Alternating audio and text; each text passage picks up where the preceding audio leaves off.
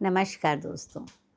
बहुत से लोग मुझसे मिलते हैं और पूछते हैं कि हम कैसी भाषा का इस्तेमाल करें, और ख़ास तौर से युवा लोग जो कि बहुत अच्छी हिंदी नहीं जानते और बहुत अच्छी अंग्रेज़ी जानते हैं, पर वो हिंदी में शेर व शायरी लिखना चाहते हैं। तो लिखने की भाषा कैसी हो? तो आज हम क्या कह रही ज़िंदगी में, इसी बारे में थोड़ी-सी बात करेंगे कि लिखने की भाषा कैसी हो। साहित्यकार, लेखक, घर के बुज़ुर्ग सब परेशान हैं कि युवा पीढ़ी को कुछ हिंदी में ना पढ़ती है, ना लिखती है, और कुछ लोग तो ऐसे हैं जिन्हें तो ये लगता है कि उनके बच्चे काश संस्कृत पढ़ पाते, पर उन्हें पढ़ने-पढ़ाने की इच्छा होती भी है कि नहीं। वैसे आजकल देख रही हूँ कि अच्छे-अच्छे आईआईटी बच्चे वेदों पे, शास्त्रों पे, यूट्यूब पर बातें कर रहे हैं। हिंदी लिखने में उन्हें समस्या है, तो वो रोमन से काम चला लेते हैं। मैंने लिखते समय बहुत प्रयोग किए। शुरुआत में बड़े-बड़े लेखकों, साहित्यकारों की भाषा से मैं डर गई, क्योंकि मुझे इतनी क्लिष्ट हिंदी नहीं आती थी। पर मैं हिंदी में ही खुद को अच्छे से व्यक्त कर पाती थी।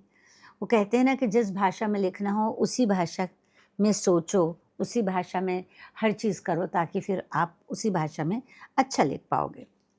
पर बामुश्किल 3-4 कविताएँ मैंने अपनी मातृभाषा में लिखी, जो मैंने बचपन से घर में जो भाषा बोली थी, बिल्कुल वैसी लिखी, और ढूँढ-ढूँढ कर क्लिष्ट शब्द निकाले और उन शब्दों को, उन सरल शब्दों की जगह क्लिष्ट शब्द रखकर रिप्लेस किया।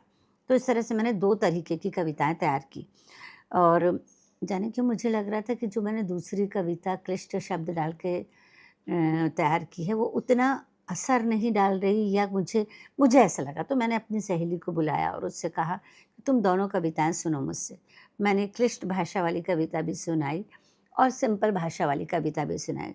उसने उस कविता को चूज़ किया जो सामान्य बोलचाल की भाषा में मैंने पढ़ी थी, जिसमें उसने कहा कि ये दिल को छूती है, क्योंकि तुम इसे अपनी ही भाषा में पढ़ रही हो और अपना ही ध्यान लगा के पढ़ रही हो, तो ये ही भाषा तुम्हारे लिए ठीक है। तो वैसे तो देखिए, बोल भाषा का ट्रांसलेशन भी होता रहता है, तो कई पुस्तकें तो इतनी अच्छी होती हैं कि जिनमें ट्रांसलेशन आप मान के चलिए कि ज़्यादा अच्छा हो जाता है।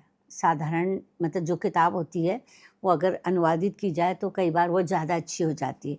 चलते-फिरते जो बुनते हैं हम, वही उसी समय लिखकर या मोबाइल पर बोलकर या पन्नों पे उतार लेना चाहिए। मेरे घर में सहज बोलचाल की भाषा में उर्दू शब्दों का प्रयोग होता था, क्योंकि मेरे घर में किताबें आती थी, प्रेमचंद, अमृता प्रीतम, इस्मत चुगताई वगैरह-वगैरह, और उनके हिंदी साहित्य में उर्दू का भरपूर प्रयोग होता था। तो मैं सोचती थी कि ये भाषा ही मेरी भाषा है, और इसी भाषा को मैंने अपना माना, ना हिंदी को अलग किया, ना उर्दू को अलग किया। अब ये कॉलेज के कार्यक्रम में गई तो मैं एक आश्चर्य में पड़ गई कि आजकल के यंग बच्चे इतनी अच्छी उर्दू की शेरो व शायरी और गज़ल पढ़ रहे हैं, और जिन शब्दों के अर्थ शायद मुझे भी नहीं आते थे, उन्हें सब शब्दों के अर्थ आते थे। खुल के वे पढ़ रहे थे, लिख रहे थे और समझ रहे थे। और इसी तरह हिंदी में लिखते-लिखते कई बार शब्द बोलचाल में अंग्रेज़ी में ज़्यादा स्पष्ट समझ आते हैं। तो उन्हें हिंदी लेख में जो है, कोई ऐसे हिंदी में कोई हर्ज नहीं है कि आप प्योर हिंदी में लिखो, या अगर आपको ऐसा लगता है कि वो शब्द, जैसे मैं नज़्म शब्द का इस्तेमाल करती हूँ और अपने हेल्पर से कहती हूँ ज़रा ये नज़्म टाइप करवा के ले आना, तो वो कहता है कि मैडम ये आपने अंग्रेज़ी में बोला तो मुझे समझ में नहीं आया। तो मैंने कहा कविता को टाइप करवा के ले आना। तो भाषा जो है वो होती है जो समझ में आए, तो हम उन शब्दों का इस्तेमाल क्यों ना करें जो आम जनता को समझ में आता है। जैसे वो धन्यवाद नहीं समझता, उसे थैंक यू समझ में आता है। तो ऐसे लोगों को आप कविता पढ़ने का मज़ा नहीं देना चाहेंगे?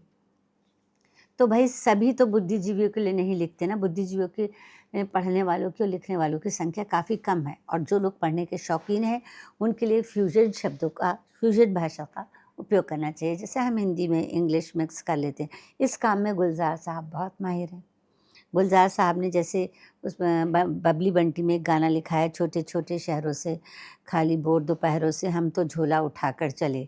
तो इसमें आप देखिए उन्होंने बोर दोपहरों का ज़िक्र किया, कितना नॉर्मल लग रहा है। और युवा पीढ़ी को ऐसे गाने बहुत पसंद आए, और उन्हें युवा पीढ़ी बहुत पसंद भी करती है और उन्हें पढ़ती भी है। तो कुल मिलाकर आप चाहते हैं आपका लिखा हर तबके के लोगों तक पहुँचे, तो वो उस भाषा में लिखें जो आप सहजता से बोलते हैं। यूट्यूब पर कभी कोई अलग भाषा में एक्सेंट में ना पढ़ें, क्यों? क्योंकि आप अपने दिल से पढ़ें, आप देखिएगा फिर अपनी लेखनी का जादू। आजकल बूंदों की टिप-टिप सुनाई नहीं देती, आजकल बूंदों की टिप-टिप सुनाई ही नहीं देती। पर्दे हटा के देखा तो ज़िंदगी में साउंड प्रूफ खिड़कियाँ जो लगी हैं। फिर एक मैंने लिखी थी, वक्त को हमारी उम्र की तरह पाँव में आर्थराइटिस हो गया, शायद बड़ा हौले-हौले चल रहा है। अब अगर इस जगह पर आर्थराइटिस की जगह मैं शायद गठिया शब्द लगाती तो ये उतना असरदार नहीं होता, उतना दिल को ना छूती। तो चलने दीजिए, अंग्रेजी का शब्द भी चलने दीजिए, कोई फ़र्क नहीं पड़ता। अब ये देखिए, जब से गया है मुझे स्टैच्यू बोल के, जब से गया है मुझे स्टैच्यू बोल के, तब से खड़ी हूँ तेरे ओवर कहने के इंतज़ार में। स्टैच्यू और ओवर दोनों सब समझते हैं। अब मैं उसमें मूर्ति या छूट दी ऐसा शब्द मैं यूज़ करूँ तो वो मज़ा नहीं आएगा। मुझे भी सहज लगता है कि hello, hi, good morning, how are you की जगह मैं आप सबसे पूछती रहूं और क्या कह रही है ज़िंदगी। अल्फाज की दुनिया के दोस्तों, मैं ममता तिवारी, एक कवि, लेखक, समाज सेवी, व्याख्याता, यूट्यूबर, इंस्टा पे 13-14 किताबों के साथ एक डायरी, 2 आलेखों का संग्रह लिए एक माँ, एक हमसफ़र, दोस्त, मददगार, बाहें फैलाकर अपनी दुनिया में आपका स्वागत करते रोज़ पूछती हूँ और क्या कह रही है ज़िंदगी।